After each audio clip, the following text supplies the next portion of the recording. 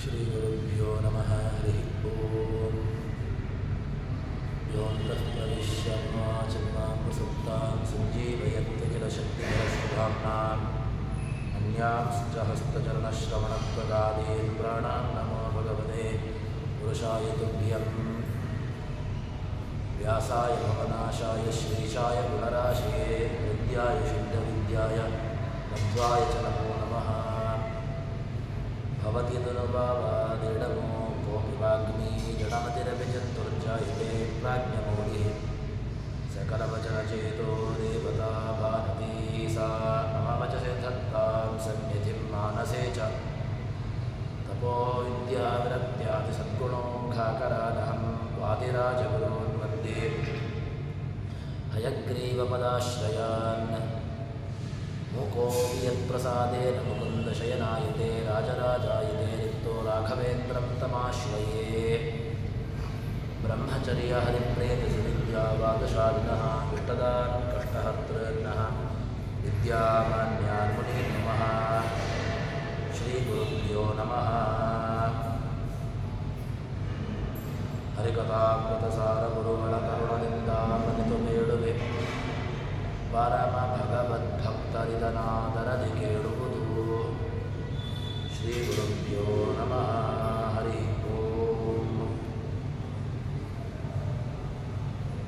ಹರಿಕಥಾಮೃತಸಾರದ 4ನೆಯ ಸಂಧಿಯಾಗಿರತಕ್ಕಂತಹ ಆ ಭೋಜನ ಸಂಧಿ, ಅದರಲ್ಲಿ ಭಗವಂತನ ಯಾವ ಯಾವ ರೂಪಗಳು ಯಾವ ಯಾವ ಪದಾರ್ಥಗಳಲ್ಲಿದೆ ಎಂಬಂತಹ ವಿಚಾರವನ್ನು ಹೇಳ್ತಾ ಇದ್ದಾರೆ ಜಗನ್ನಾಥದಾಸರು.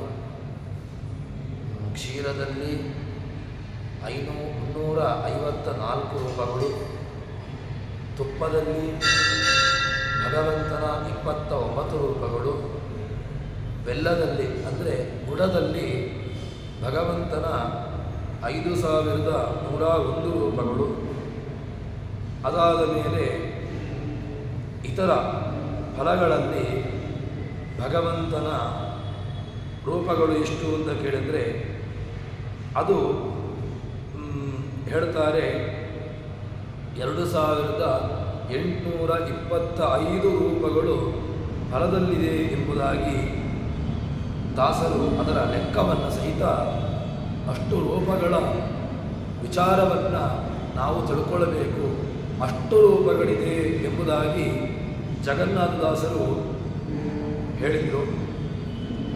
ಮುಂದೆ ಜಗನ್ನಾಥದಾಸರು ಹೇಳ್ತಾರೆ,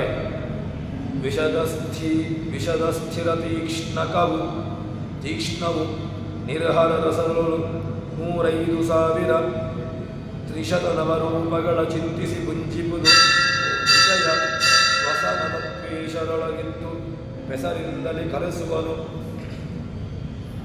ಧೇನಿಸದಲ್ಲಿ ಪರಿಮನಕ್ಕೆ ಕೊಳೆವನು ಬಲ್ಲ ವಿಭುತರಿಗೆ. ಭಗವಂತ ಅವನ ರೂಪಗಳನ್ನು ನಮಗೆ ಆಯಾಯ ಫಲಗಳಲ್ಲಿ ಎಷ್ಟೆಷ್ಟು ಇದೆ ಅಂತ ಎಂಬುದನ್ನು ಜಗನ್ನಾಥದಾಸರು ಹೇಳ್ತಾ ಇದ್ದಾರೆ. ಆರಂಭದಲ್ಲಿ ವಿಷದ ಯಾವುದು ಅಂತ ಕೇಳಿದ್ರೆ ಒಂದು ಐತರೇಯ ಭಾಷ್ಯದ ಪ್ರಮಾಣವನ್ನು ನಮಗೆ ಕೊಡ್ತಾರೆ. ಏನು ಅಂತಂದರೆ ಭಗವಂತ ತೀಕ್ಷ್ಣ, ಸ್ಥಿರ, ವಿಷದ ಇತ್ಯಾದಿಗಳಲ್ಲಿ ಭಗವಂತನ ರೂಪಗಳು ಎಷ್ಟು ಸಂಖ್ಯೆಯಲ್ಲಿದೆ ಅದನ್ನು ಇಲ್ಲಿ ಜಗನ್ನಾಥದಾಸರು ಹೇಳ್ತಾ ಇದ್ದಾರೆ. ವಿಷದಂ ಕ್ಷೀರಮಾಧುರ್ಯಂ ಸ್ಥಿರಮಾಜ್ಯಸ್ಯ ತೀಕ್ಷ್ಣಕಂ ಗುಡಸ್ಯ ಪನಸಾದೀನ ನಿರ್ಹಾರಾರೀತ್ಯವಿಧೀಯತೆ. ಶಬ್ದ ನಿರ್ಣಯದ ಮಾತನ್ನು ಪ್ರಮಾಣವನ್ನು ಹೇಳ್ತಾರೆ.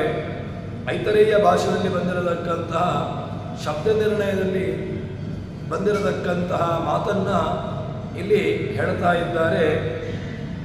ವಿಷದ ಯಾವುದು ವಿಷದ ಅಂತ ಹೇಳಿದ್ರೆ ಅದನ್ನು ಹೇಳ್ತಾರೆ.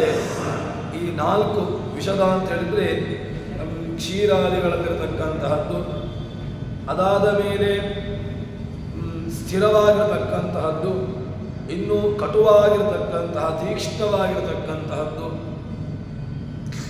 ಇದರಲ್ಲಿ ಈ 4 ರಸಗಳಲ್ಲಿ ಭಗವಂತ 8389 ರೂಪಗಳನ್ನು ಚಿಂತಿಸಬೇಕು ಅಂತ.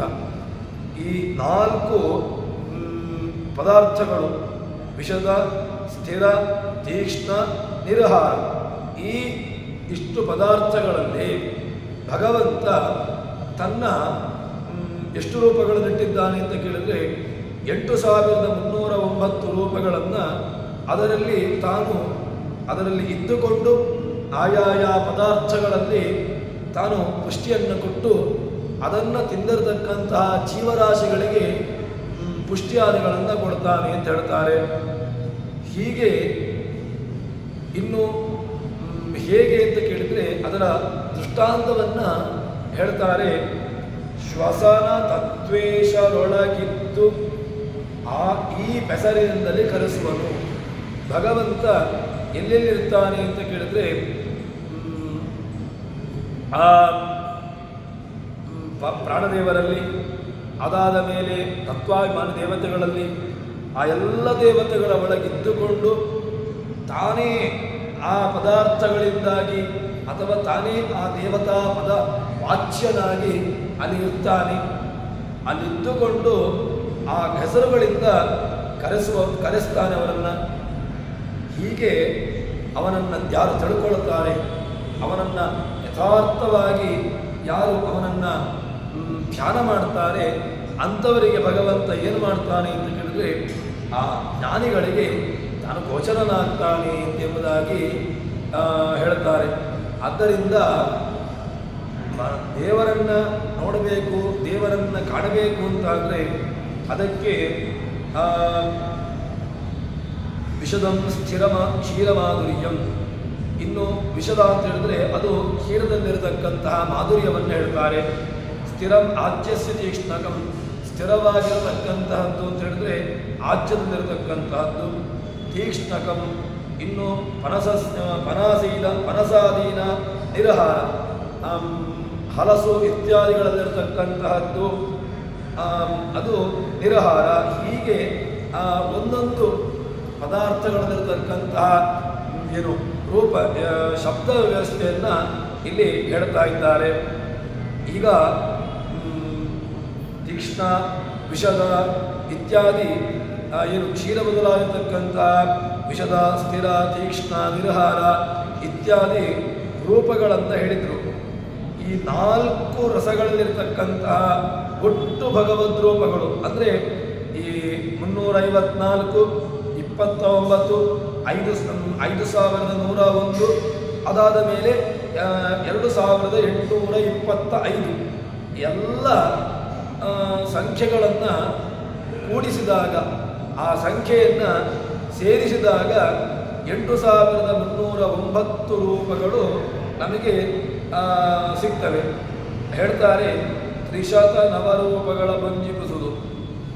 ಆ ಭಗವಂತನನ್ನು ತತ್ತತೆ 8309 ರೂಪಗಳನ್ನು ಅದರಲ್ಲಿ ಇದೆ. ಆ ಭಗವದ್ ರೂಪಗಳು ಅಷ್ಟು ಇದೆ ಎಂಬುದನ್ನು ನಾವು ಯೋಚನೆ ಮಾಡಿಕೊಂಡು ಅಷ್ಟನ್ನು ಆ ರೂಪಗಳು, ಭಗವದ್ ರೂಪಗಳು ಆಯಾಯ ವ್ಯವಸ್ಥೆಗಳಲ್ಲಿದೆ ಎಂಬುದನ್ನು ತಿಳ್ಕೊಂಡು ಆ ಏನು ಪದಾರ್ಥಗಳಿದೆ ಅದನ್ನು, ಆ ಫಲಾದಿಗಳನ್ನು ಸ್ವೀಕಾರ ಮಾಡಬೇಕು. ಯಾಕೆ ಅಂತ ಕೇಳಿದರೆ ನಾವು ಸದಾಕಾಲದಲ್ಲೂ ಕೂಡ ಅವನನ್ನು ಆಯಾಯ ಪದಾರ್ಥಗಳಲ್ಲಿರತಕ್ಕಂತಹ ಭಗವಂತನ ರೂಪಗಳನ್ನು ಚಿಂತನೆ ಮಾಡಿಕೊಂಡು ಎಲ್ಲ ಆ ಶ್ವಸನ, ವಾಯು, ಇತರ ಎಲ್ಲ ದೇವತೆಗಳಲ್ಲಿಯೂ ಕೂಡ ಭಗವದ್ ರೂಪಗಳನ್ನು ಧ್ಯಾನ ಮಾಡಿಕೊಂಡು ನಾವು ನೋಡಬೇಕು, ಪದಾರ್ಥಗಳನ್ನು ಸ್ವೀಕಾರ ಮಾಡಬೇಕು, ದೇವತೆಗಳನ್ನು ಧ್ಯಾನ ಮಾಡಬೇಕು ಎಂಬುದಾಗಿ ಹೇಳ್ತಾ ಇದ್ದಾರೆ. ಹೀಗೆ ಅವನನ್ನು ಧ್ಯಾನ ಮಾಡಿದವು ಅಂತ ಹೇಳಿದ್ರೆ ಅದಕ್ಕೆ ವಿಷದ ಶಬ್ದಕ್ಕೆ ಹಿಂದಿನ ವ್ಯವಸ್ಥೆಯನ್ನು ಏನು ಕಾದಿನವ, ಟಾದಿನವ, ಪಾದಿಪಂಚ, ಯಾದಿನವ ಎಂಬುದಾಗಿ ಆ ನಿಯಮವನ್ನು ಇಟ್ಟುಕೊಂಡು ಕ ಖ ಗ ಘ ನ ಹೀಗೆ ಆ ಶಬ್ದ ಏನು ಆ ಸಂಖ್ಯಾ ವ್ಯವಸ್ಥೆಯನ್ನು ಕಖ ಕ ಖ ಗ ಘ ಇದರಲ್ಲಿರ್ತಕ್ಕಂತಹ 4 ಇದನ್ನು ತಿಳ್ಕೊಂಡು ಸರಿಯಾಗಿ ನಾವು ಅಂದರೆ ಈಗ ಮೊದಲ ಶಬ್ದ ಇಲ್ಲಿ ಇರುವಂತಹದ್ದು ವಿಷದ ಅಂತ. ಆ ವಿಷದ ಅಂತ ಇಟ್ಟುಕೊಂಡಾಗ ಅದರಲ್ಲಿ ವಿಷದ ಎಂಬುದನ್ನು ಅಂಕಾನ ವಾಮತೋಗತಿ ಅಂತ ನಿಯಮ. ನಾವು ಸಂಖ್ಯಾಶಾಸ್ತ್ರದಲ್ಲಿ ಹೇಗೆ ಹೇಳ್ತೇವೆ ಅಂತ ಕೇಳಿದ್ರೆ ಒಂದು ಸಂಖ್ಯೆಯನ್ನು ಹೇಳುವಾಗ ಆ ಪದಾರ್ಥ ಅದು ಯಾವ ಪದಾರ್ಥವನ್ನು ಹೇಳ್ತದೋ ಅದರ ಸಂಖ್ಯೆಯನ್ನು ಹಾಕಿ ಅದನ್ನು ವಾಮದಿಂದಾಗಿ ಎಡದಿಂದಾಗಿ ಅದನ್ನು ಸಂಖ್ಯೆಯನ್ನು ಹೇಳಬೇಕು ಅಂತ ಹೇಳ್ತಾರೆ. ಅದೇ ರೀತಿಯಾಗಿ ಇಲ್ಲಿ ಈಗ ವಿಷದ ಎಂಬಂತಹ ಪದಾರ್ಥವನ್ನು ಇಟ್ಟುಕೊಂಡಾಗ 3, 5, 4 ಅಂದರೆ ಅಲ್ಲಿ 354 ರೂಪಗಳು. ಇನ್ನು ಸ್ಥಿರದಲ್ಲಿ ಆಗುವಾಗ 29 ರೂಪಗಳು. ಇನ್ನು ತೀಕ್ಷ್ಣದಲ್ಲಿರ್ತಕ್ಕಂತಹದ್ದು 510 ರೂಪಗಳು. ಅದಾದ ಮೇಲೆ 5101 ರೂಪಗಳು. ಇನ್ನು ನಿರಹಾರದಲ್ಲಿರತಕ್ಕಂತಹ 2825 ರೂಪಗಳು. ಎಲ್ಲ ರೂಪಗಳು ಕೂಡ ನೇರವಾಗಿ ಭಗವಂತನಿಗೆ ಸಂಬಂಧಪಟ್ಟದ್ದು. ಆ ಎಲ್ಲ ರೂಪಗಳು ಕೂಡ ಆಯಾಯ ಪದಾರ್ಥಗಳಲ್ಲಿ ಉಂಟು. ಆಯಾಯ ಪದಾರ್ಥಗಳನ್ನು ಸ್ವೀಕಾರ ಮಾಡುವಾಗ ಆಯಾಯ ಪದಾರ್ಥಗಳಲ್ಲಿ ಭಗವದ್ ರೂಪಗಳು ಇದೆ. ಇದನ್ನು ನಾವು ಆ ಪದಾರ್ಥಗಳನ್ನು ಸ್ವೀಕಾರ ಮಾಡುವಾಗ ಭಗವಂತನ ರೂಪವನ್ನು ಯೋಚನೆ ಮಾಡಿಕೊಂಡು ನಾವು ಅದನ್ನು ಸ್ವೀಕಾರ ಮಾಡಬೇಕು ಎಂಬಂತಹ ಚಿಂತನೆಯನ್ನು ನಮಗೆ ಜಗನ್ನಾಥದಾಸರು ಹೇಳುತ್ತಾ ಇದ್ದಾರೆ. ಹೀಗೆ ಧ್ಯಾನ ಮಾಡಿದ್ರಿಂದಾಗಿ ಏನಾಗ್ತದೆ ಅಂತ ಕೇಳಿದ್ರೆ ಅದಕ್ಕೆ ಹೇಳ್ತಾನೆ ಫಲ ಏನು ಅಂತ ಕೇಳಿದ್ರೆ ಶ್ವಸನ ತತ್ವೇಶರೊಳಗಿದ್ದು ಈ ಪೆಸರಿನಿಂದಲೇ ಕರೆಸುವನು ಧ್ಯೇನಿಸಿದರೆ ಅಂದರೆ ಧ್ಯಾನವನ್ನು ಮಾಡಿದರೆ ಮನಕ್ಕೆ ಹೊಳೆವನು. ಆ ಭಗವಂತ ಯಾರು ಅದನ್ನು ಧ್ಯಾನ ಮಾಡ್ತಾರೆ ಆ ಧ್ಯಾನ ಮಾಡಿದಂಥವರಿಗೆ ಭಗವಂತ ಹೊಳಿತಾನೆ ಎಂಬುದಾಗಿ ಅಂದರೆ ಅಂಥವರಿಗೆ ಜ್ಞಾನಕ್ಕೆ ಗೋಚರನಾಗ್ತಾನೆ. ಭಗವಂತ ಜ್ಞಾನಗೋಚರನಾಗ್ತಾನೆ ಎಂಬಂತಹ ವಿಚಾರವನ್ನು ಇಲ್ಲಿ ನಮಗೆ ಜಗನ್ನಾಥದಾಸರು ಹೇಳ್ತಾ ಇದ್ದಾರೆ. ಈ ರಸಗಳ ಹೆಸರು, ಆ ಭಗವದ್ ರೂಪಗಳ ಸಂಖ್ಯೆ ಇದೆಲ್ಲವನ್ನು ತಿಳ್ಕೊಳ್ಬೇಕು. ತಿಳ್ಕೊಂಡು ಅದನ್ನು ಧ್ಯಾನ ಮಾಡುವುದರಿಂದಾಗಿ ಕಡೆಯ ಪಕ್ಷ ಆಯಾಯ ರೂಪಗಳಲ್ಲಿ ಅವನು ಇದ್ದಾನೆ ಅಂತಾದರೂ ನಾವು ಅದನ್ನು ಧ್ಯಾನ ಮಾಡಬೇಕು. ಯಾಕೆ ಅಂತಂದರೆ ನಮಗೆ ಈ ಎಲ್ಲ ಪದಾರ್ಥಗಳನ್ನು ಭಗವಂತ ಕೊಟ್ಟಿದ್ದಾನೆ ಯಾಕೆ ಅಂತ ಕಡೆಯ ಪಕ್ಷ ಅದನ್ನಾದರೂ ಚಿಂತನೆ ಮಾಡಬೇಕು. ಈ ಭಗವಂತ ಈ ದೇಹವನ್ನು ಪೋಷಣೆ ಮಾಡಲಿಕ್ಕೋಸ್ಕರವಾಗಿ ಎಲ್ಲ ನಮಗೆ ಪದಾರ್ಥಗಳನ್ನು ನೀಡಿದ್ದಾನೆ. ಆ ಪದಾರ್ಥಗಳಲ್ಲಿ ತನ್ನ ಒಂದು ರೂಪಗಳನ್ನು ಇಟ್ಟಿದ್ದಾನೆ. ಇಟ್ಟು ಅದನ್ನು ಯಾರು ಸ್ವೀಕಾರ ಮಾಡ್ತಾರೆ ಆ ಸ್ವೀಕಾರ ಮಾಡುವಂಥವರಿಗೆ ಭಗವಂತ ಏನು ಮಾಡ್ತಾನೆ ಅಂತ ಕೇಳಿದ್ರೆ ಒಳ್ಳೆ ರೀತಿಯಾಗಿರ್ತಕ್ಕಂತಹ ಅನುಗ್ರಹವನ್ನು ಮಾಡ್ತಾನೆ. ಇದನ್ನು ತಿಳ್ಕೊಳ್ಳಿಕ್ಕೆ ತುಂಬ ಕಷ್ಟ ಸಾಧ್ಯವಾಗಿರತಕ್ಕಂತಹದ್ದು. ನಮಗೆ ಆ ಹಾಲು ಅಥವಾ ಘೃತ ಅಥವಾ ಬೆಲ್ಲ ಇತ್ಯಾದಿಗಳಲ್ಲಿರ್ತಕ್ಕಂತಹ ರೂಪಗಳು ಯಾವುದು ಅದು ಚಿಂತನೆಗೆ ಬರೋದೇ ಇಲ್ಲ. ಕಡೆಯ ಪಕ್ಷ ಏನು ಅಂತ ಕೇಳಿದ್ರೆ ಆಯಾಯ ಪದಾರ್ಥಗಳನ್ನು ನಾವು ನೋಡಿದಾಗ ಅಥವಾ ಅದನ್ನು ನಾವು ಯಾವುದೋ ಒಂದು ಪದಾರ್ಥವನ್ನು ತಯಾರು ಮಾಡಬೇಕು ಅಂತ ಹೇಳಿಕೊಂಡು ಆಯಾಯ ಪದಾರ್ಥಗಳನ್ನು ತೆಗೆದಾಗ ಇದರಲ್ಲಿ ಭಗವಂತನ ಇಷ್ಟು ಸಂಖ್ಯಾ ರೂಪಗಳು ಇದೆ ಎಂಬುದನ್ನಾದರೂ ಕಡೆಯ ಪಕ್ಷ ಚಿಂತನೆ ಮಾಡಬೇಕು. ಯಾಕೆ ಅಂತ ಕೇಳಿದರೆ ಆ ಚಿಂತನೆಯೇ ನಮಗೆ ಅದು ಮಹತ್ತರವಾಗಿರತಕ್ಕಂತಹ ಪುಣ್ಯವನ್ನು ಕೊಡುತ್ತದೆ. ಇಲ್ಲದಿದ್ದರೆ ಭಗವಂತನ ಈ ಘೃತ ಗುಡ ಅದೇ ರೀತಿಯಾಗಿ ಕ್ಷೀರ 354 ಅದೇ ರೀತಿಯಾಗಿ 29 ರೂಪಗಳು, ಬೆಲ್ಲದಲ್ಲಿ 5101 ರೂಪಗಳು, ಇನ್ನು ಫಲಗಳಲ್ಲಿ 2825 ರೂಪಗಳು, ಇದೆಲ್ಲವನ್ನು ಸೇರಿಸಿಕೊಂಡಾದಾಗ 8309 ರೂಪಗಳು. ಅನಂತ ಅವತಾರವುಳ್ಳವನು. ಆದರೂ ಕೂಡ ನಮ್ಮ ಚಿಂತನೆಗೆ ಒಂದಿಷ್ಟು ರೂಪಗಳು 8000 ರೂಪಗಳು ಈ ಯಾವ ಪದಾರ್ಥಗಳಲ್ಲಿದೆ ಎಂಬಂತಹ ವಿಷಯವನ್ನಾದರೂ ನಾವು ಪದಾರ್ಥವನ್ನು ತಯಾರು ಮಾಡಲಿಕ್ಕೆ ಆಯಾಯ ವಸ್ತುಗಳನ್ನು ತೆಗೆದುಕೊಂಡಾಗ ಅದನ್ನು ಧ್ಯಾನ ಮಾಡಬೇಕು ಅಂತ. ಈ ಧ್ಯಾನವೇ ಮುಂದೆ ನಮಗೆ ಯಾವುದಕ್ಕೆ ಕಾರಣವಾಗ್ತದೆ ಅಂತ ಹೇಳಿದ್ರೆ ಒಳಗಿನ ಮನಃಶುದ್ಧಿಯಾಗಿ ಅದರಿಂದ ನಮಗೆ ಭಗವಂತನ ಅಪರೋಕ್ಷ ಜ್ಞಾನ, ಪರೋಕ್ಷ ಜ್ಞಾನ ಬೇಕು. ಪರೋಕ್ಷ ಜ್ಞಾನ ಈ ಯಾವ ಪುರಾಣಗಳಿಂದಾಗಿ ಅಥವಾ ಎಲ್ಲ ಈ ಭಾಗವತಾದಿಗಳಿಂದ, ಪುರಾಣಗಳಿಂದ, ವೇದಾದಿಗಳಿಂದ ಬರುವಂತಹದ್ದು ಪರೋಕ್ಷ ಜ್ಞಾನ ಬರ್ತದೆ. ಅದರ ಪರೋಕ್ಷ ಜ್ಞಾನದಿಂದಾಗಿ ಅದರ ನಂತರ ಅಪರೋಕ್ಷ ಜ್ಞಾನವನ್ನು ಪಡ್ಕೊಂಡು ಭಗವಂತನನ್ನು ಧ್ಯಾನ ಮಾಡಿದಾಗ ಭಗವಂತ ನಮಗೆ ದರ್ಶನವನ್ನು ನೀಡ್ತಾನೆ, ನಮಗೆ ಅನುಗ್ರಹವನ್ನು ಮಾಡ್ತಾನೆ ಎಂಬುದಾಗಿ ಇಲ್ಲಿ ಹೇಳ್ತಾರೆ. ಅದಾದ ಮೇಲೆ ಹೀಗೆ 8,000 ಚಿಲ್ಲರೆಯಷ್ಟು ಆ ಭಗವದ್ ರೂಪಗಳನ್ನು ಧ್ಯಾನ ಮಾಡಬೇಕು ಅಂತ ಹೇಳಿಕೊಂಡು ಅದಾದ ಮೇಲೆ ಜಗನ್ನಾಥದಾಸರು ಹೇಳ್ತಾ ಇದ್ದಾರೆ, ಕಪಿಲ ನರಹರಿ ಭಾರ್ಗವತ್ರಯ ವಪುಷ ನೇತ್ರದಿ ನಾಸಿಕಾಸ್ಯದಿ ಶಫರನಾಮಕ ಜಿಹ್ವೆಯಲಿ ದಂತದಲ್ಲಿ ಹಂಸಾಖ್ಯ ತ್ರಿಪದಿಪಾದ್ಯ ಹಯಾಸ್ಯ ವಾಕ್ಯದೊಳು ಅಪರಿಮಿತ ಸುಖಪೂರ್ಣ ಸಂತತ ಕೃಪಣರೊಳಗಿರ್ತವರವರ ಸದ ಸ್ವೀಕರಿಸಿಕೊಡುವ ಭಗವಂತ. ತತ್ತಸ್ತೋ ವಿಷ್ಣು ತತ್ತಚ್ಛಕ್ತಿ ಪ್ರಬೋದಯನ್ ಏಕೇವ ಮಹಾಶಕ್ತಿ ಕುರುತೆ ಸರ್ವಮಂಜಸ ಅಂತ ನಾವು ನಿತ್ಯದಲ್ಲೂ ಕೂಡ ಪ್ರಾರ್ಥನೆಯನ್ನು ಮಾಡುವಂತಹದ್ದು. ಆಯಾಯ ಪದಾರ್ಥಗಳಲ್ಲಿದ್ದುಕೊಂಡು ಭಗವಂತ ಆಯಾಯ ಕರ್ಮಾಂಗಗಳನ್ನು ಮಾಡ್ತಾನೆ ಅಂತ. ಆದರೂ ಕೂಡ ಅದನ್ನು ಅಷ್ಟೇ ಹೇಳಿಬಿಟ್ರೆ ಅದು ಸಾಮಾನ್ಯವಾಗಿರತಕ್ಕಂಥದ್ದು. ಭಗವಂತ ಅದು ಎಲ್ಲರಿಗೂ ಕೂಡ ಗೊತ್ತಿರುವಂತಹ ವಿಚಾರ. ಎಲ್ಲವನ್ನೂ ಭಗವಂತ ಮಾಡ್ತಾನೆ, ನಮ್ಮದೇನಿದೆ ಅಂತ ಹೇಳಿಕೊಂಡು ಸಾಮಾನ್ಯವಾಗಿ ಹೇಳುವುದಕ್ಕಿಂತಲೂ ಕೂಡ ವಿಶೇಷವಾಗಿರತಕ್ಕಂಥದ್ದನ್ನು ತಿಳ್ಕೊಳ್ಬೇಕು ಅಂತ ಹೇಳ್ತಾರೆ. ಯಾಕೆ ಅಂತ ಕೇಳಿದ್ರೆ ವಿಶೇಷ ಮನೆಯಲ್ಲಿಯೂ ಕೂಡ ದೇವರ ಸನ್ನಿಧಾನಾದಿಗಳು ಇರ್ತವೆ, ಸಾಲಿಗ್ರಾಮಾದಿಗಳು ಅಥವಾ ಇನ್ನಿತರ ಯಾವುದೋ ಮನೆಯಲ್ಲಿರ್ತದೆ.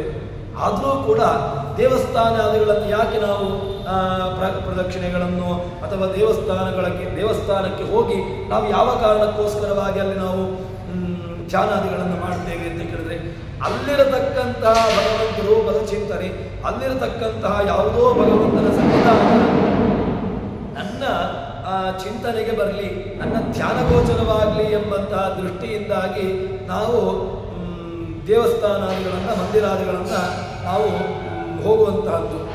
ಅದೇ ರೀತಿಯಾಗಿ ಇಲ್ಲಿ ಭಗವಂತನ ವಿಶೇಷವಾಗಿರತಕ್ಕಂತಹ ನೇತ್ರ, ನಾಸಿಕ, ಅದೇ ರೀತಿಯಾಗಿ ಜಿಹ್ವೆ, ಅದೇ ರೀತಿಯಾಗಿ ದಂತ, ಎಲ್ಲ ಕಡೆಗಳಿರತಕ್ಕಂತಹ ಭಗವಂತನ ರೂಪಗಳು ಯಾವ ಯಾವ ರೂಪ ಇದೆ ಎಂಬುದನ್ನು ಇಲ್ಲಿ ತೋರಿಸಿಕೊಡ್ತಾರೆ.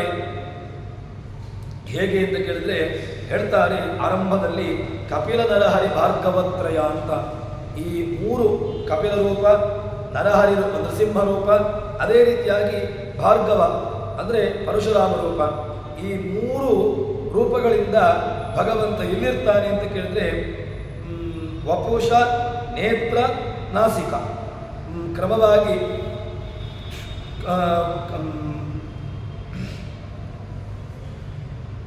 ಕಣ್ಣಿನಲ್ಲಿ, ಮೂಗು, ಬಾಯಿ, ಈ 3 ಇಂದ್ರಿಯಗಳಲ್ಲಿ ಭಗವಂತ ಕಪಿಲ ರೂಪನಾಗಿ, ನರಸಿಂಹ ರೂಪನಾಗಿ, ಅದೇ ರೀತಿಯಾಗಿ ಭಾರ್ಗವರಾಮ ಈ ರೂಪಗಳಿಂದಾಗಿ ಭಗವಂತ ನೆಲೆಸಿರ್ತಾನೆ. ನಾವು ಅಗ್ನಿಯಾದಿಗಳು ಮಾತು, ಅದೇ ರೀತಿಯಾಗಿ ಆಯಾಯ ಇಂದ್ರಿಯಗಳು ಕೆಲಸವನ್ನು ಮಾಡಬೇಕು ಅಂತಾದರೆ ಇಂದ್ರಿಯ ದೇವತೆಗಳು ಅತಿ ಅವಶ್ಯಕ. ಇಂದ್ರಿಯ ದೇವತೆಗಳ ಒಟ್ಟಿಗೆ ಅವರನ್ನು ನಿಯಾಮನೆ ಮಾಡತಕ್ಕಂತಹ ಭಗವಂತನ ರೂಪವನ್ನು ಕೂಡ ಚಿಂತನೆ ಮಾಡಬೇಕು. ಪ್ರಯ ಆಕಾಶಾತ್ಮನೆ ಮಹಾಗಣಪತಿ ನಮಃ ಶಬ್ದಾತ್ಮನೆ ಅಂತ ಹೇಳಿಕೊಂಡು ಆಯಾಯ ತತ್ವನ್ಯಾಸವನ್ನು ನಾವು ಮಾಡ್ತೇವೆ. ತತ್ವನ್ಯಾಸವನ್ನು ಮಾಡಿದಾಗ ತತ್ವಾದಿ ದೇವತೆಗಳು ನಾವು ಪರಾಯಮನಾತ್ಮನೆ ಸ್ಕಂದೀಂದ್ರಾಭ್ಯ ನಮಃ, ಶ್ರೋತ್ರಾತ್ಮನೆ ದಿಗ್ದೇವತಾಭ್ಯೋ ನಮಃ, ತ್ವಗಾತ್ಮನೆ ಪ್ರಾಣಾಯ ನಮಃ, ಚಕ್ಷುರಾತ್ಮನೆ ಸೂರ್ಯಾಯ ನಮಃ, ಜಿಹ್ವಾತ್ಮನೆ ವರುಣಾಯ ನಮಃ ಅಂತ ಹೇಳಿಕೊಂಡು ನಾವು ತತ್ವಾಭಿಮಾನ ದೇವತೆಗಳನ್ನು ಕ್ರಮವಾಗಿ ಅಲ್ಲಿ ಧ್ಯಾನ ಮಾಡ್ತೇವೆ. ತತ್ವಾಭಿಮಾನ ದೇವತೆಗಳು ಸಾಕಲ್ವ? ತತ್ವಾಭಿಮಾನ ದೇವತೆಗಳು ಎಲ್ಲವನ್ನೂ ಮಾಡ್ತಾರೆ ಅಂತ ಆದಮೇಲೆ ಭಗವಂತನ ಅವಶ್ಯಕ ಯಾಕೆ ಅಂತ ಕೇಳಿದರೆ ಆ ತತ್ವಾಭಿಮಾನಿ ದೇವತೆಗಳು ಕೂಡ ಸ್ವತಂತ್ರರಾಗಿ ಅವರು ಏನು ಕೆಲಸವನ್ನು ಮಾಡಲಿಕ್ಕೆ ಸಾಮರ್ಥ್ಯ ಇಲ್ಲ. ಯಾಕೆ ಅಂತ ಕೇಳಿದ್ರೆ ತತ್ವಾಭಿಮಾನಿ ದೇವತೆಗಳು ಒಂದು ದೃಷ್ಟಾಂತವನ್ನು ನಮಗೆ ಉಪನಿಷತ್ತು ಕೊಟ್ಟಿದೆ.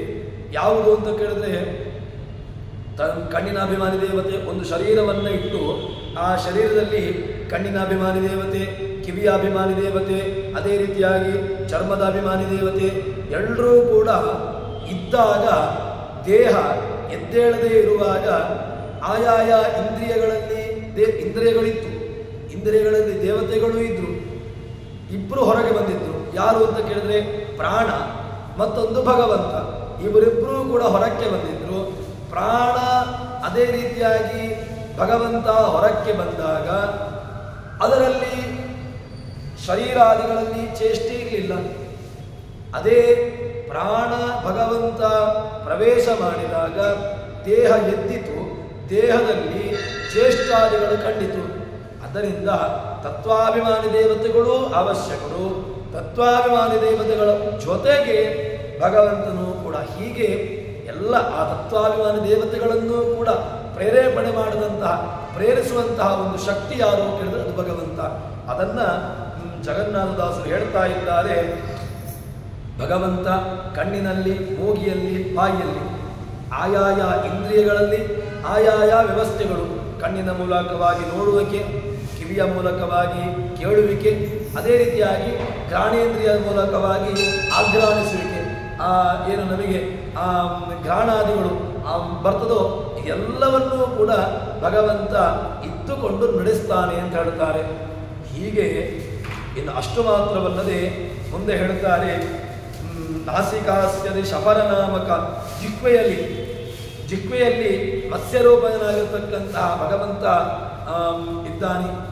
ಮಾತು ಆಡಬೇಕು ಅಂತಾದರೂ ಕೂಡ ಭಗವಂತನ ಆ ಮತ್ಸ್ಯರೂಪನ ಆಗಿರತಕ್ಕಂತಹ ಭಗವಂತನ ಅನುಗ್ರಹ ಬೇಕು.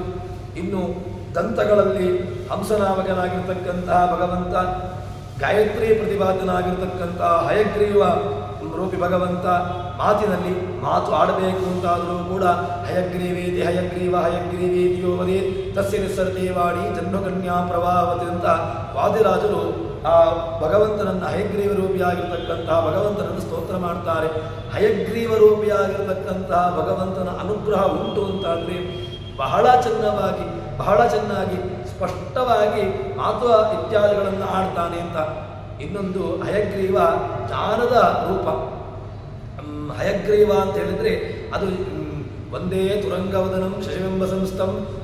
ಆಚಾರ್ಯ ಮಧ್ವರು ಹಯಗ್ರೀವ ರೂಪವನ್ನು ಧ್ಯಾನ ಮಾಡುವಾಗ ತತ್ವಸಾರ ಸಂಘದಲ್ಲಿ ಒಂದೇ ತುರಂಗವದನಂ ಶಶಿಬಿಂಬ ಸಂಸ್ಥಂ ಚಂದ್ರಾವದಾತ್ ಅಮೃತಾತ್ಮ ಕರೈ ಸಮಂದಾತ್ ಅಂಡಾಂತರಂ ಭೈರವೇ ಪ್ರತಿಭಾಸಯಂತಂ ಶಂಖಾಕ್ಷ ಪುಸ್ತಕ ಸುಬೋಧ ಯುತಾಬ್ಜಬಾಹು ಅಸ್ತೋ ಮುಖಾದವಿ ನಿರಂತರ ಉದ್ಗಿರಂತಂ ಅಂತ ಹೇಳಿಕೊಂಡು ಸ್ತೋತ್ರವನ್ನು ಮಾಡ್ತಾರೆ. ಮೂಗಿನಲ್ಲಿ, ಬಾಯಿಯಲ್ಲಿ ಎರಡೂ ಕಡೆಗಳಲ್ಲೂ ಕೂಡ ವೇದವನ್ನು ಹೇಳ್ತಾರೆ ಅಂತ. ವೇದ ಪ್ರತಿಪಾದ್ಯನಾಗಿರ್ತಕ್ಕಂತಹ ಭಗವಂತನೇ ವೇದವನ್ನು ಹೇಳ್ತಾನೆ ಅಂತಾದರೆ ತನ್ನನ್ನು ತಾನೇ ಹೇಳ್ತಾನೆ ಅಂತ ಇಟ್ಟುಕೊಳ್ಬೋದು. ಆದರೂ ಕೂಡ ವೇದ ಎಂಬುದು ಅನಾದಿ. ಅದರಿಂದಾಗಿ ಆ ವೇದವನ್ನು ನಸ್ತೋ ಮುಖಾದವೇ ನಿರಂತರ ಮುದ್ಗಿರಂತಂ, ನಿರಂತರವಾಗಿ ಮೂಗಿನಿಂದ ಬಾಯಿಯಿಂದ ಒಂದೊಂದು ವೇದಗಳನ್ನು ಒಂದೊಂದು ಮೂಗಿನ ಹೊರಳೆಯಿಂದ ಅದನ್ನು ಹೇಳ್ತಾನೆ ಅಂತ ಹೇಳಿಕೊಂಡು ಆಚಾರ್ಯರು ಅದನ್ನು ಅವನ ಆ ಹಯಗ್ರೀವ ರೂಪಿಯಾಗಿರ್ತಕ್ಕಂತಹ ಭಗವಂತನನ್ನ ಸ್ತೋತ್ರ ಮಾಡ್ತಾರೆ.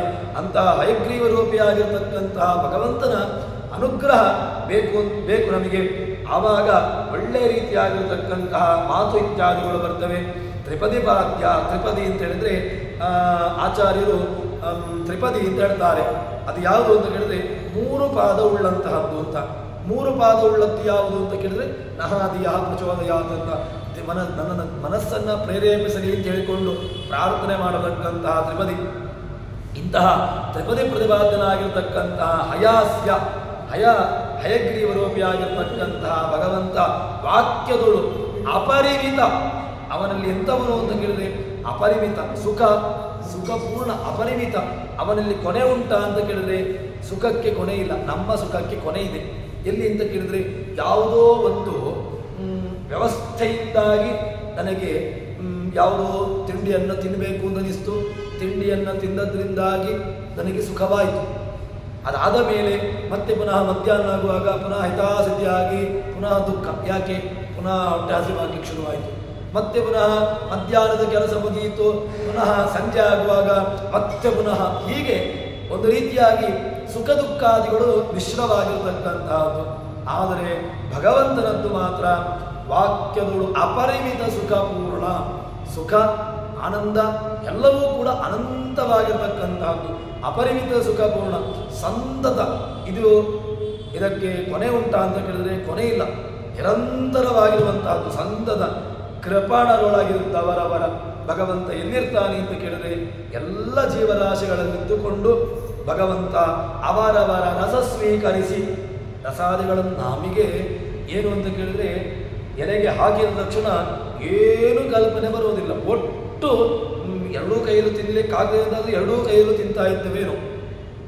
ಇದರೇ ನಮಗೆ ಆ ಭೋಜನದ ವ್ಯವಸ್ಥೆಯನ್ನು ಸರಿಯಾಗಿ ನಾವು ತಿಳ್ಕೊಳ್ಬೇಕು. ಯಾಕೆ ಅಂತ ಕೇಳಿದರೆ ಈ ಭೋಜನದ ಜಗನ್ನಾಥದಾಸರ ಈ ವ್ಯವಸ್ಥೆಯನ್ನು ಹರಿಕಥಾಮೃತ ಸಾರದಲ್ಲಿ ದಾಸರು ಹೇಳಿರತಕ್ಕಂತಹ ವಿಚಾರವನ್ನು ಕಿಂಚಿತ್ತಾದರೂ ಕೂಡ ನಾವು ಇದನ್ನು ಅನುಸಂಧಾನ ಮಾಡಿಕೊಂಡು ನಾವು ಭೋಜನಾದಿಗಳನ್ನು ಅಥವಾ ಅದಕ್ಕೆ ಬೇಕಾಗಿರತಕ್ಕಂತಹ ಪಾಕಾದಿಗಳನ್ನು ಮಾಡಬೇಕು ಅಂತ. ಎಲ್ಲವೂ ಕೂಡ ಎಲ್ಲ ಕಾಲದಲ್ಲೂ ಚಿಂತನೆ ಬರಲಿಕ್ಕೆ ಸಾಧ್ಯವೇ ಇಲ್ಲ. ಯಾಕೆ ಅಂತ ಕೇಳಿದ್ರೆ ಈ ಮನಸ್ಸಿನ ವ್ಯವಸ್ಥೆ ಹೇಗೆ ಅಂತ ಕೇಳಿದ್ರೆ ಮನಸ್ಸು ನೆನಪಿಟ್ಟುಕೊಳ್ಳಿಕ್ಕೆ ಬಿಡೋದೇ ಇಲ್ಲ. ಯಾವುದು ಬೇಡವೋ ಅದು ಬೇಕಾದಷ್ಟು ನೆನಪು ಬರ್ತಾ ಇರ್ತದೆ. ಆದರೆ ಯಾವುದು ವಿಚಾರಗಳು ಬೇಕು ಧರಿಸಿಕೊಂಡು ನಾವು ಯೋಚನೆ ಮಾಡ್ತೇವೆಯೋ ಏನು ಮಾಡಿದ್ರೂ ಕೂಡ ಇದು ನೆನಪನ್ನು ತರಿಸಿಕೊಳ್ಳಿಕ್ಕೆ ಬಿಡೋದಿಲ್ಲ. ಕಡೆಯ ಪಕ್ಷ ಇದನ್ನು ಇಷ್ಟು ಭಗವಂತನ ರೂಪಗಳು ಇದರಲ್ಲಿದೆ. ಇಂತಹ ಭಗವದ್ ರೂಪಗಳು ನನ್ನನ್ನು ಪ್ರೇರೇಪಿಸಲಿ, ನನ್ನಿಂದ ಒಳ್ಳೆಯ ಕಾರ್ಯಗಳನ್ನು ಮಾಡಿಸಲಿ, ನಾನು ತಿನ್ನುವಂಥ ಆಹಾರಾದಿಗಳಲ್ಲಿ ಇದ್ದುಕೊಂಡು ಇದು ನನ್ನ ಬುದ್ಧಿಯನ್ನು ಪ್ರಚೋದಿಸಲಿ ಅಂತ ಹೇಳಿಕೊಂಡಾದರೂ ಕೂಡ ಪ್ರಾರ್ಥನೆಯನ್ನು ಮಾಡಬೇಕು ಅಂತ ಹೇಳ್ತಾರೆ.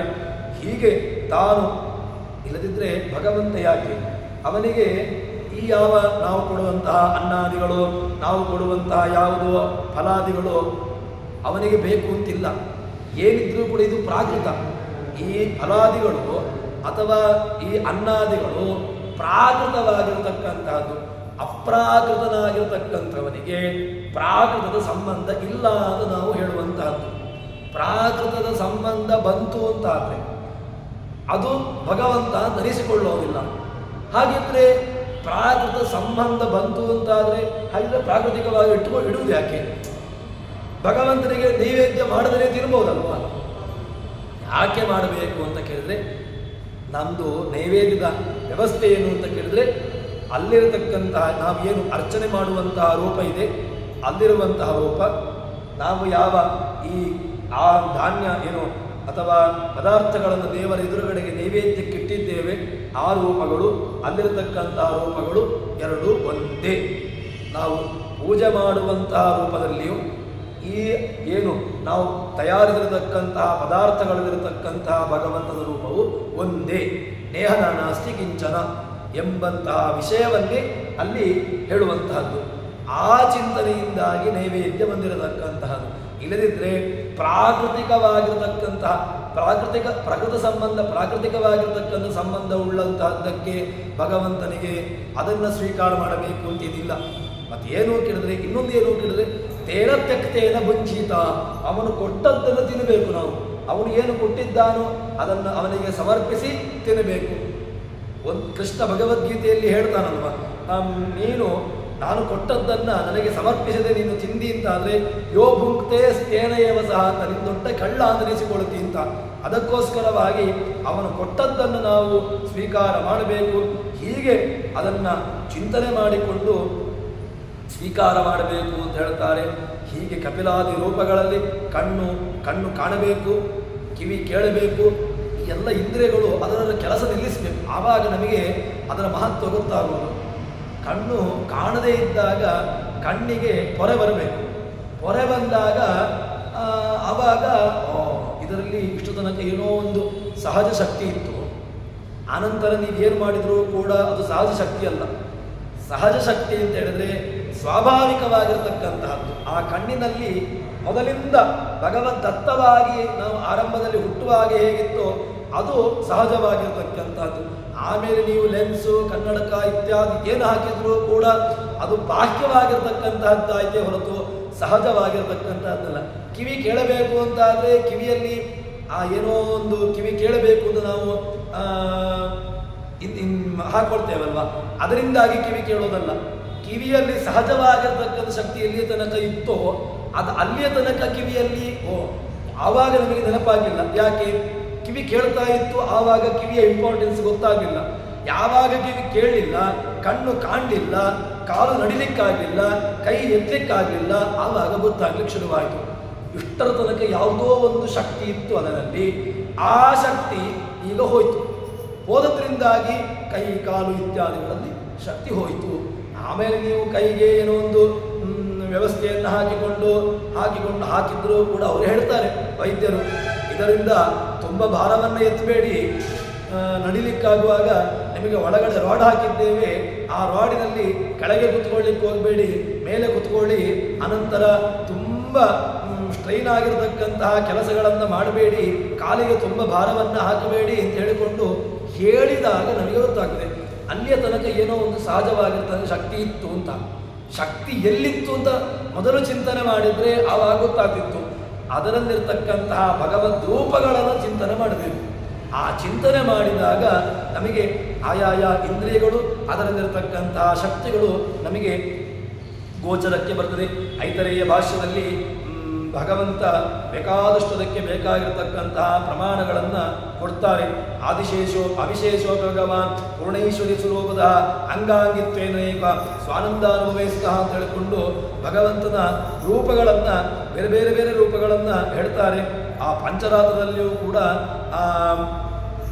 ಭಗವಂತ ಇದ್ದಾನೆ ಎಂಬುದಾಗಿ ಅದನ್ನು ಹೇಳ್ತಾರೆ.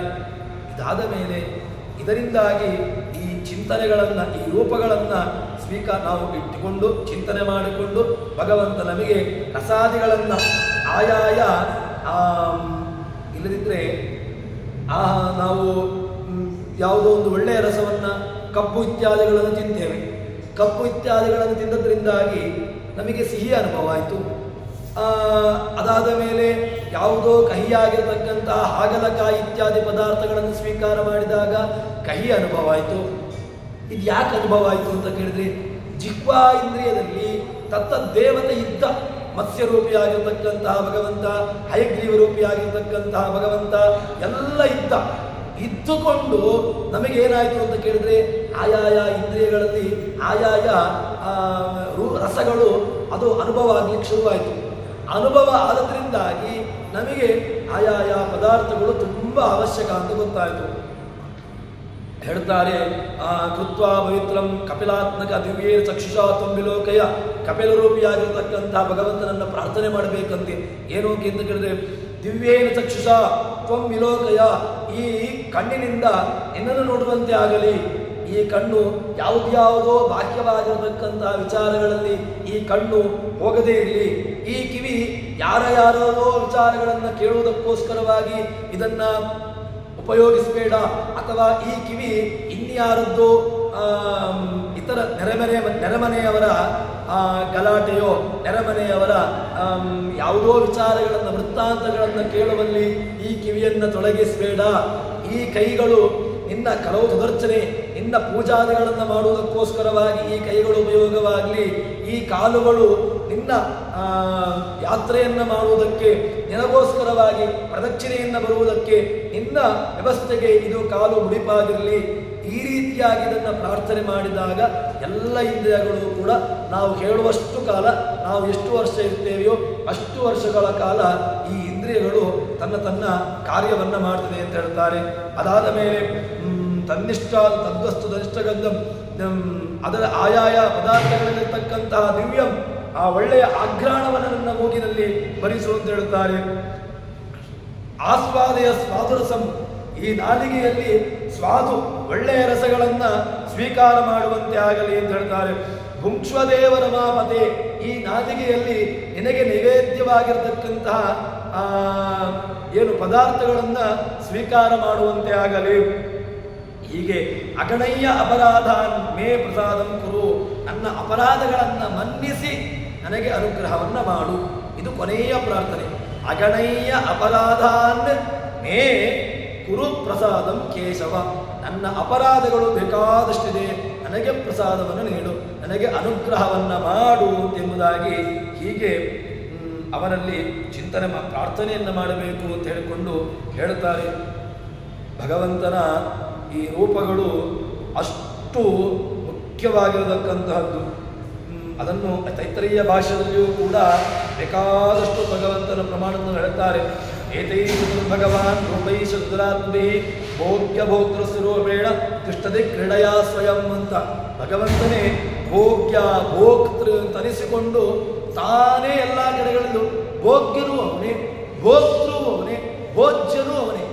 ಭೋಕ್ತೃತ್ವ, ಭೋಜ್ಯತ್ವ, ಭೋಗ್ಯತ್ವ ಈ ಮೂರೂ ರೂಪಗಳು, ಮೂರೂ ಗುಣಗಳು, ಧರ್ಮಗಳು ಕೂಡ ಭಗವಂತನಲ್ಲಿದೆ ಅಂತ ಹೇಳ್ತಾರೆ. ಆದ್ದರಿಂದ ಆ ಭಗವಂತನಲ್ಲಿ ಪ್ರಾರ್ಥನೆಯನ್ನು ಮಾಡಬೇಕಾದಂತಹದ್ದು ಇಷ್ಟೇ. ಭಗವಂತ ನಾನು ಎಲ್ಲಿಯ ತನಕ ಇರ್ತೇನೆಯೋ ನನ್ನ ಇಂದ್ರಿಯಗಳಲ್ಲಿ ಆಯಾಯ ಸೌಷ್ಠವವನ್ನು, ಅದರಲ್ಲಿರ್ತಕ್ಕಂತಹ ಒಳ್ಳೆಯ ರೀತಿಯಾಗಿರ್ತಕ್ಕಂತಹ ಅನುಗ್ರಹವನ್ನು ನನ್ನಲ್ಲಿ ಇರು ಅಂತ ಹೇಳಿಕೊಂಡು ಅವನಲ್ಲಿ ಪ್ರಾರ್ಥನೆ ಮಾಡಬೇಕು. ಕಪಿಲೋ ನಾರಸಿಂಹಸ್ಯ ಭಾರ್ಗವಶ್ಚೇತಿ ಮೂರ್ತಯ ನೇತ್ರ ನಾಸ್ಯ ಹಾಸ್ಯ ದೇಶೇಶು ವಿಜಾನೀ ಸದಾತ್ಮಜ. ನೇತ್ರದಲ್ಲಿ, ಹಾಸ್ಯದಲ್ಲಿ, ಅದೇ ರೀತಿಯಾಗಿ ನಾಸಿಕಾದಲ್ಲಿ ಎಲ್ಲದರಲ್ಲಿಯೂ ಕೂಡ ಭಗವಂತನ ರೂಪಗಳು, ಭಗವಂತನ ಒಂದೊಂದು ಆ ಕಪಿಲ, ನರಹರಿ, ಭಾರ್ಗವ, ಕಪಿಲ ರೂಪ ತುಂಬ ನಮಗೆ ಕಪಿಲೋಪಾಖ್ಯಾನ, ಭಾಗವತದಲ್ಲಿ ಕಪಿಲೋಪಾಖ್ಯಾನವನ್ನೇ ಬಹಳ ವಿಸ್ತಾರವಾಗಿ ಹೇಳ್ತಾರೆ. ಅಂತಹ ಕಪಿಲರೂಪಿಯಾಗಿರತಕ್ಕಂತಹ ಭಗವಂತನ ಅನುಗ್ರಹ. ಇನ್ನು ನರಸಿಂಹ ರೂಪ, ಭಾರ್ಗವ ರೂಪ, ಈ ಎರಡೂ ರೂಪಗಳು ಕೂಡ ತುಂಬ ದೊಡ್ಡ ಅನುಗ್ರಹಕರ ರೂಪಗಳು. ನರಸಿಂಹ ರೂಪ ಅದು ಯಾವುದಕ್ಕೆ ಅಂತ ಕೇಳಿದ್ರೆ ನಮ್ಮಲ್ಲಿರತಕ್ಕಂತಹ ದುರಿತಗಳನ್ನು ಅದು ಹೋಗಬೇಕು ಅಂತಾದರೆ ಅದಕ್ಕೋಸ್ಕರವಾಗಿರತಕ್ಕಂತಹದ್ದು ನರಸಿಂಹ ರೂಪ. ಅದಾದ ಮೇಲೆ ಇನ್ನು ಭಾರ್ಗವರಾಮ, ಪರಶುರಾಮ, ಕೆಟ್ಟದ್ದರ ನಾಶಕ್ಕೋಸ್ಕರವಾಗಿರತಕ್ಕಂತಹದ್ದು ಅದು ಭಾರ್ಗವರಾಮ ರೂಪ. ಹೀಗೆ ಆ ಎಲ್ಲ ರೂಪಗಳನ್ನು ಕೂಡ ಚಿಂತನೆ ಮಾಡಿಕೊಂಡು ಅಂತಹ ಭಗವದ್ ರೂಪಗಳನ್ನು ನಾವು ಅದರಲ್ಲಿರ್ತಕ್ಕಂತಹ ವಿಶೇಷವಾಗಿರತಕ್ಕಂತಹ ಅಂಶಗಳನ್ನು ಚಿಂತನೆ ಮಾಡಿ ಆಯಾಯ ಈ ಭೋಜನ ಸಂಧಿಯಲ್ಲಿ ದಾಸರು ನಮಗೆ ವಿಶೇಷವಾಗಿರತಕ್ಕಂತಹ ವಿಷಯವನ್ನು ಹೇಳ್ತಾ ಇದ್ದಾರೆ. ಈ ರೀತಿಯಾಗಿ ಅದನ್ನು ತಿಳಿದುಕೊಂಡು ಎಲ್ಲವನ್ನೂ ಕೂಡ ಎಲ್ಲ ಕಾಲದಲ್ಲೂ ಕೂಡ ಚಿಂತನೆ ಮಾಡಲಿಕ್ಕೆ ಸಾಧ್ಯವೇ ಇಲ್ಲ. ಕಡೆಯ ಪಕ್ಷ ಏನು ಅಂತ ಕೇಳಿದ್ರೆ ಈ ರೂಪಗಳು ಇಂತಹ ಪದಾರ್ಥಗಳಲ್ಲಿದೆ ಎಂಬುದಾಗಿ ಚಿಂತನೆ ಮಾಡಿಕೊಂಡು ತಿಂದಿರತಕ್ಕಂತಹ ಆಹಾರ ದೇಹದ ಪೋಷಣೆಗೆ. ದೇಹದ ಪೋಷಣೆ ಅಂತ ಹೇಳಿದ್ರೆ ಕೇವಲ ದೇಹದ ಪೋಷಣೆಗಲ್ಲ, ದೇಹ ಯಾಕೆ ಅಂತ ಕೇಳಿದರೆ ಅವನ ಸಾಧನೆಗೆ, ಅವನನ್ನು ತಿಳ್ಕೊಳ್ಳಿಕ್ಕೆ. ಆತ್ಮಹನಃ ಅಂತ ಹೇಳಿಕೊಂಡು ಆತ್ಮನನ್ನು ಹಿಂಸೆ ಮಾಡುವಂತಹದ್ದು, ಆತ್ಮನನ್ನು ಹನನ ಮಾಡುವಂತಹದ್ದು ತುಂಬ ದೊಡ್ಡ ದೋಷಕ್ಕೆ ಕಾರಣವಾಗ್ತದೆ ಅಂತ ಹೇಳ್ತಾರೆ. ಅದಕ್ಕೋಸ್ಕರವಾಗಿ ಈ ಶರೀರ ಬೇಕು ಅಂತ ಹೇಳಿದ್ರೆ ಪದಾರ್ಥಗಳ ಸ್ವೀಕಾರವಾಗಬೇಕು. ಪದಾರ್ಥಗಳ ಸ್ವೀಕಾರವಾಗುವ ಮೂಲಕವಾಗಿ ದೇಹಾದಿಗಳ ಪೋಷಣೆ. ದೇಹ ಪೋಷಣೆ ಯಾಕೆ ಅಂತ ಹೇಳಿದ್ರೆ ಅವನನ್ನು ಕಾಣುವುದಕ್ಕೆ. ಇದು ಇದ್ರೆ ತಾನೆ, ಎಲ್ಲ ಇಂದ್ರಿಯಗಳು ಇದ್ರೆ ತಾನೆ. ಕಿವಿ, ಕಣ್ಣು ನೋಡಬಹುದು, ಕಿವಿ ಕೇಳಬಹುದು, ಎಲ್ಲ ಇಂದ್ರಿಯಗಳು ಕೂಡ ಅವನ ವ್ಯವಸ್ಥೆಯಲ್ಲಿ ತೊಡಗಲಿಕ್ಕೆ ಸಾಧ್ಯ. ಅದಕ್ಕೋಸ್ಕರವಾಗಿ ಅದನ್ನು ಆಯಾಯ ವ್ಯವಸ್ಥೆಯಲ್ಲಿ ತೊಡಗಿಸುವಂತೆ ಅವನೇ ಮಾಡಬೇಕು. ಈ ರೀತಿಯಾಗಿ ನಮ್ಮಿಂದ ಪ್ರೇರೇಪಿಸಲಿ, ಒಳ್ಳೆಯ ಸತ್ಕಾರ್ಯಗಳನ್ನು ಮಾಡಿಸಲಿ ಅಂತ ಹೇಳುವಲ್ಲಿ ಇವತ್ತಿನ ಈ ಪ್ರವಚನವನ್ನು ಕ್ಷೇತ್ರಪತಿಯಾಗಿರ್ತಕ್ಕಂತಹ ರಾಮನಲ್ಲಿ ಅರ್ಪಿಸ್ತಾ ಇದ್ದೇವೆ. ಸರ್ವಸಂಪೂರ್ಣ ಸರ್ವದೋಷವರ್ಜಿತ ಪ್ರೇತಾಮೃತೇ ಬಾಲಂ ವಿಷ್ಣುರ್ಮೇ ಪರಮಸ್ವರತ್. ಶ್ರೀಕೃಷ್ಣಾರ್ಪಿತಮಸ್ತು.